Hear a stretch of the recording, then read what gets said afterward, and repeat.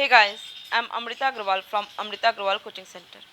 5 जुलाई से SSC MTS के एग्ज़ाम चल रहे हैं और मैं रोज़ एग्ज़ाम के बाद एग्ज़ाम में आए हुए पेपर का रिव्यू देती हूँ कि मैथ्स का पेपर किस लेवल का आया है, किस चैप्टर से कितने क्वेश्चन पूछे गए हैं और कुछ क्वेश्चन जो student memory based question provide करते हैं वो क्वेश्चन भी आपके लिए लेके आती हूँ कि आपको डेली की एग्ज़ाम की सही से एनालिसिस हो सके। तो आज 25 जुलाई को जो एग्ज़ाम हुआ है उसमें पेपर थोड़े कैलकुलेटिव आए हैं, बट हमेशा की तरह सिंपल पेपर ही रहा है। परसेंट से 2 से 3 क्वेश्चन है, एवरेज से क्वेश्चन है, सिंपल इंटरेस्ट कंपाउंड इंटरेस्ट से क्वेश्चंस आए हैं, प्रॉफिट लॉस से आए हैं, टाइम एंड डिस्टेंस पे ट्रेन पे बेस्ड क्वेश्चन आया है, टाइम एंड वर्क पे आया है और एडवांस में 3 से 4 क्वेश्चन आए हैं, जिसमें एक रोम्बस का एरिया फाइंड आउट करने के लिए आपसे पूछा गया है। बाकी आप मान के चलिए कुछ जैसे डेली में 1-2 क्वेश्चन कैलकुलेटिव आ रहे थे, अभी पिछले हफ्ते थोड़े 3-4 क्वेश्चन कैलकुलेटिव हुए, उससे थोड़े से बेटर हुए हैं क्वेश्चन। बट एमटीएस का इस साल बहुत इजी पेपर पूछ ही रहा है, मैथ्स बहुत इजी पूछ रहा है। तो अगर हर साल की कंपैरिजन किया जाए तो अभी भी पेपर बहुत इजी आ रहा है। तो चलिए, अब जो एग्ज़ाम में पूछा गया है वो मेमोरी बेस्ड क्वेश्चन वो मैं आपके लिए लेके आती हूँ। क्वेश्चन में सिर्फ स्टूडेंट ने इतना ही बताया कि रोम्बस की एरिया पूछा है। तो अब रोम्बस की एरिया निकालने के लिए जो जो क्वेश्चन बन सकते हैं, एसएससी जो क्वेश्चन बना सकता है, वो मैं हर टाइप के क्वेश्चन लेकर के आई हूँ और आपसे उससे रिलेटेड भी अब जो क्वेश्चन वो एग्ज़ामिनर बना सकता है कल के एग्ज़ाम में, वो भी मैं आपको एक्सप्लेन करूँगी उसी के साथ। तो चलिए अब स्टार्ट करते हैं क्वेश्चंस। क्वेश्चन है, the perimeter of a rhombus is 40 metre and its height is 5 metre, its area is. कह रहा है कि रोम्बस की पेरीमीटर 40 मीटर है और इसकी हाइट 5 मीटर है, तो इसकी एरिया क्या होगी। बहुत सिंपल है। रोम्बस एक तरीके से क्या है, पैरेललोग्राम है और पैरेललोग्राम के लिए फॉर्मूला क्या होता है बेस इंटू हाइट होता है। किसी भी पैरेललोग्राम के लिए अगर आपको एरिया फाइंड आउट करना हो तो आप उसके बेस और उसके हाइट से मल्टीप्लाई कर देते हैं और मल्टीप्लाई करके जो एरिया होती है वही उसकी पैरेललोग्राम की एरिया होती है। तो रोम्बस भी उसका एक पार्ट है। पैरेललोग्राम के पार्ट में स्क्वायर, रेक्टेंगल, रोम्बस ये सब आते हैं।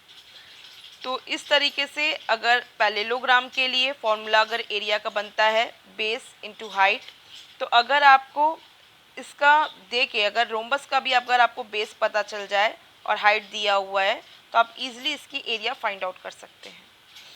रोम्बस के बारे में सबसे खास बात क्या होती है कि ये इसके चारों साइड्स इक्वल होते हैं। स्क्वायर से अलग ये इस तरीके से होता है कि स्क्वायर के चारों साइड्स इक्वल तो होते हैं बट एवरी एंगल्स होते हैं, ईच एंगल होते हैं 90 डिग्री।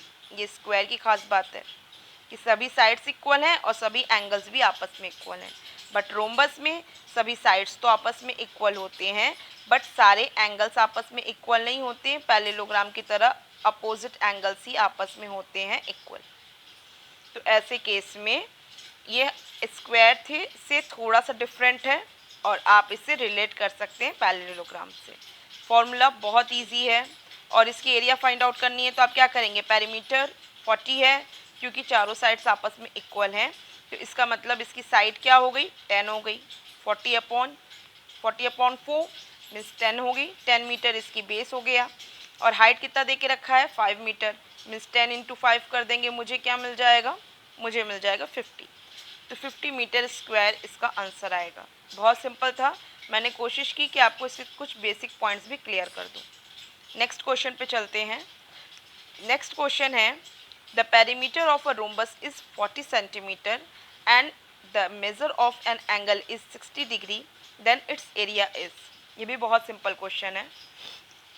देखिए, आपसे क्वेश्चन कह रहा है कि इसका पेरीमीटर, रोम्बस का पेरीमीटर 40 मीटर है, तो जाहिर सी बात इसकी साइड क्या हो गई, 10 हो गई। अभी मैंने आपको बताया था कि रोम्बस के चारों साइड्स आपस में इक्वल होती हैं।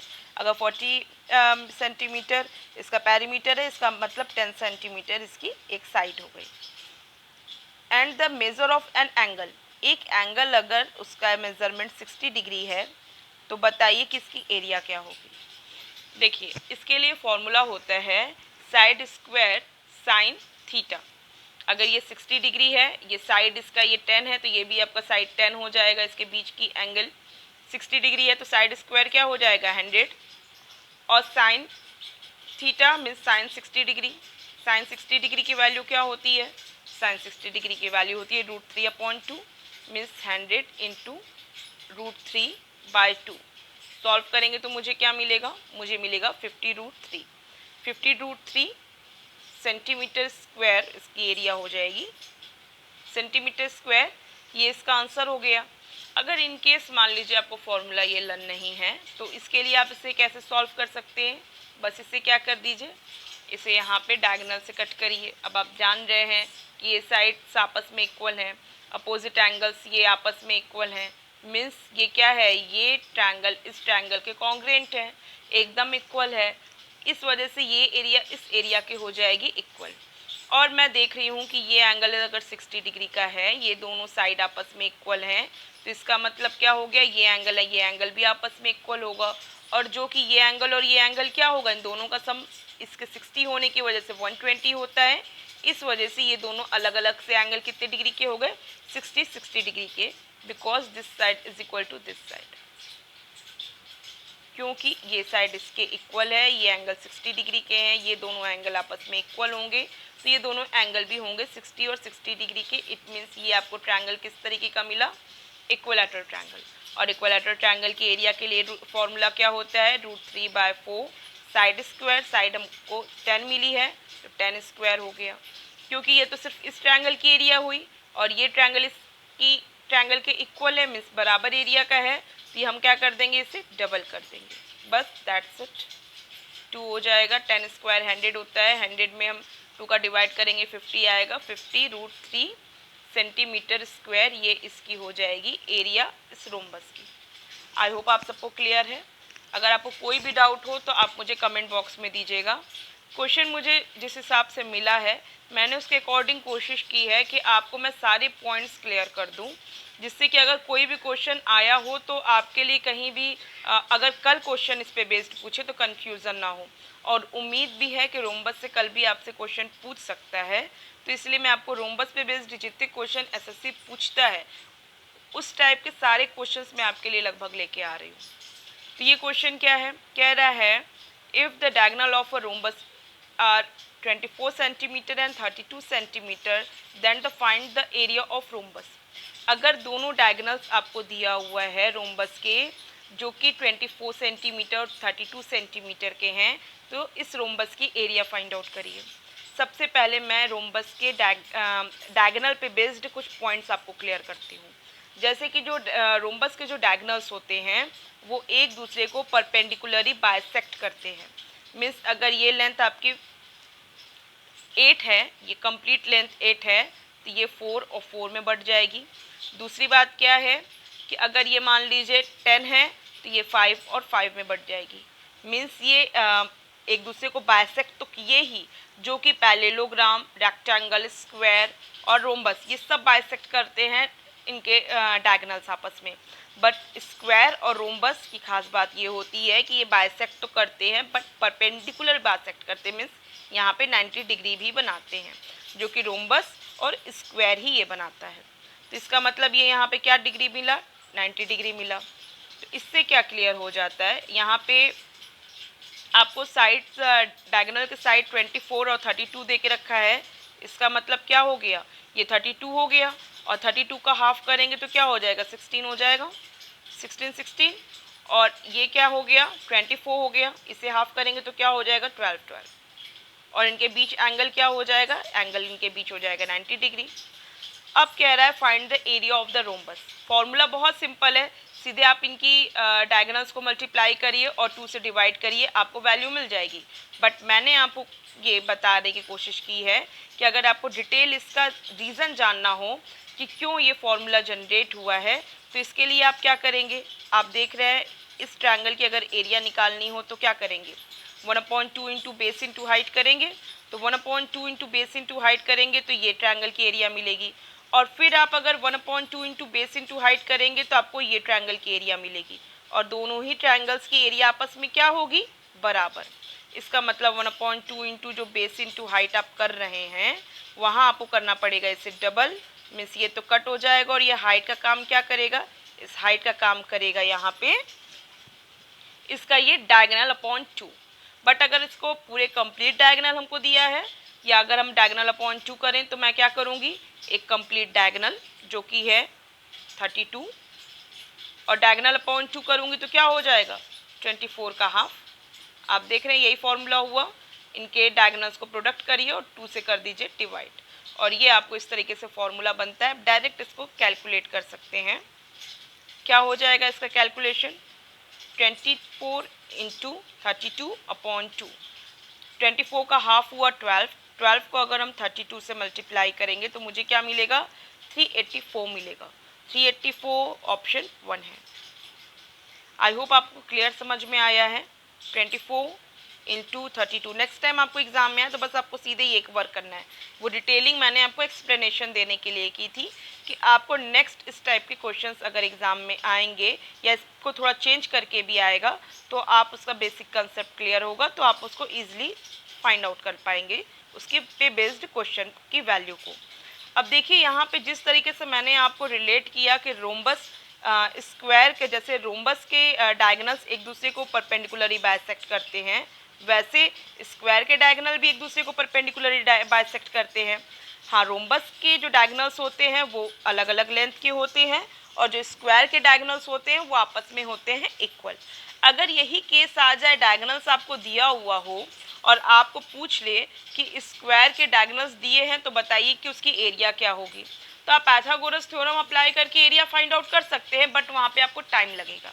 अगर आपको ये फॉर्मूला लर्न है तो आप डायरेक्ट स्क्वायर के भी एरिया को with the help of diagonal find out कर सकते हैं। वो क्या हो जाएगा, डायगोनल दोनों के इक्वल है तो डायगोनल 1 इंटू डायगोनल 2 अपने आप पे क्या हो जाता है, अपने आप में हो जाता है डायगोनल स्क्वायर, और अपॉन 2 कर दीजिए। बस आपको with the help of diagonal आपको स्क्वायर की एरिया फाइंड आउट हो जाएगी। और मुझे उम्मीद है कि इस पे बेस्ड क्वेश्चन आपको कल पूछ सकता है। आपको उसका डायगोनल, आपको एक स्क्वायर का डायगोनल दे के रखेगा और आपसे कह देगा कि बताइए कि अब इसकी एरिया क्या होगी, जो कि आप पाइथागोरस थ्योरम से अप्लाई करके निकाल सकते हैं, बट इससे निकालेंगे तो आपका जल्दी निकलेगा। आई होप आपको इस पे बेस्ड क्वेश्चन पे कंसेप्ट भी सारा क्लियर हो गया है। और अब एक और क्वेश्चन जो एसएससी पूछता है, जो हो सकता है कि आज आपसे एग्जाम में पूछा भी हो। क्वेश्चन है, the perimeter of a rhombus is 100 centimetre and one of its diagonal is 40 centimetre, accordingly what is the area in centimetre square. Square होना चाहिए, सेंटीमीटर बस लेके रखा है। देखिए आपको इसकी एरिया फाइंड आउट करनी है with the help of perimeter and one diagonal. अब आपको कंसेप्ट क्लियर है तो आपको कोई प्रॉब्लम नहीं है। देखिए आपको पता है कि रोम्बस का पेरीमीटर दिया है 100, तो इसका मतलब इसकी साइड क्या हो गई, इसकी साइड हो गई 25। आपको एक डायगोनल दे के रखा है 40, मान लीजिए कि यही 40 दे के रखा है, ये आपको मिल गया है साइड 25 और ये डायगोनल आपको कंप्लीट 40 दे के रखा है। मीन्स इसका अगर हम हाफ देखेंगे तो ये क्या हो जाएगा, इतनी दूरी हो जाएगी 20, ये 20 है, ये 25 है। इधर देखेंगे तो हम यहाँ पाइथागोरस थ्योरम इजीली अप्लाई कर सकते हैं। ये 25 है जो कि 5 5 25 है, और ये क्या है 5 4 20 है। इसका मतलब ये साइड अगर आप पाइथागोरियन ट्रिपलेट लगाएंगे तो क्या हो जाएगा 5 3 15 हो जाएगी। मीन्स यहाँ आपको डायगोनल का जो हाफ मिलेगा d2 अपॉन 2 जो मिलेगा वो मिलेगा आपको 15। तो इसका मतलब डायगोनल आपको क्या हो गया, दूसरा डायगोनल आपको 30 मिला। फिर से मैं आपको रिपीट करती हूँ। देखिए आपको एक डायगोनल 40 दे के रखा है, इसका मतलब इसका हाफ डायगोनल कितना हो गया 20 हो गया। पेरीमीटर आपको 100 दे के रखा है, इसका मतलब इसकी एक साइड 25 हो गई। क्योंकि रोम्बस के डायगोनल एक दूसरे को परपेंडिकुलरली बाइसेक्ट करते हैं, इसका मतलब यहाँ 90 डिग्री है, इसका मतलब ये साइड कितना हो गया, ये 25, ये 20, तो ये हो जाएगा 50।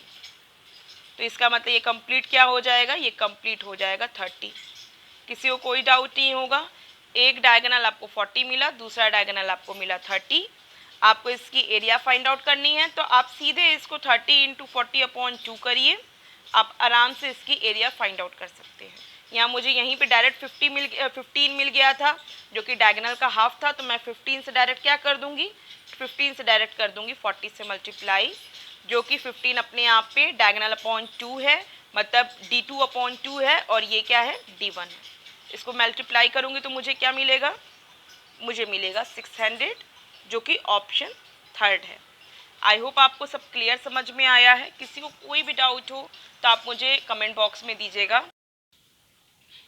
जैसा कि मैंने कहा था कि मैं एमटीएस के एग्ज़ाम के बाद दिल्ली पुलिस और यूपी पुलिस के मैथ्स के प्रीवियस ईयर क्वेश्चंस लेकर के आऊँगी। तो स्टूडेंट्स की डिमांड पे मैं 27 जुलाई से डेली दिल्ली पुलिस और यूपी पुलिस के मैथ्स के प्रीवियस ईयर क्वेश्चन लेकर के आ रही हूँ। और मैं अपने चैनल के बारे में एक बात और बता दूं कि मैं अपने चैनल पे रोज़ एसएससी सीजीएल टियर 2 के प्रीवियस ईयर क्वेश्चंस लेकर के आती हूँ, जिसमें मैं उस क्वेश्चन के बेसिक कंसेप्ट और उस पे बेस्ड जो ट्रिक देनी होती है वो भी मैं एक्सप्लेन करती हूँ, जिससे कि आपको अच्छे क्वालिटी के एसएससी के अच्छे क्वालिटी के क्वेश्चंस प्रोवाइड हो सके विद डिटेल कंसेप्ट। तो आप मेरे चैनल पे एक बार विजिट कर सकते हैं। अगर आपको मेरे वीडियोस पसंद आते हैं सीजीएल टियर 2 के, तो आप मेरे चैनल को सब्सक्राइब कर सकते हैं, क्योंकि डेली आपको सीजीएल टियर 2 के क्वेश्चंस वहाँ मिलेंगे, कुछ नया कुछ डिटेल आपको जानने को मिलेगा। और अभी मैं स्टूडेंट की डिमांड पे पुलिस के प्रीवियस ईयर क्वेश्चंस लेकर के आ रही हूँ। तो जो भी पुलिस की तैयारी करने वाले स्टूडेंट हैं वो वीडियो उसके आप लोगों के लिए भी यूज़फुल होगा। तो अगर आप पुलिस का एग्ज़ाम देने जा रहे हैं तो आप मेरे चैनल पे सब्सक्राइब कर लीजिए, और परसों से मैं डेली आपके लिए दिल्ली पुलिस के और यूपी पुलिस के मैथ्स के प्रीवियस ईयर क्वेश्चन लेकर के आऊँगी। आई होप आपको मेरे वीडियोस पसंद आ रहे हों, और आपका जो भी रिव्यू हो मेरे वीडियो को लेकर के आप मुझे कमेंट बॉक्स में दीजिएगा। Thank you.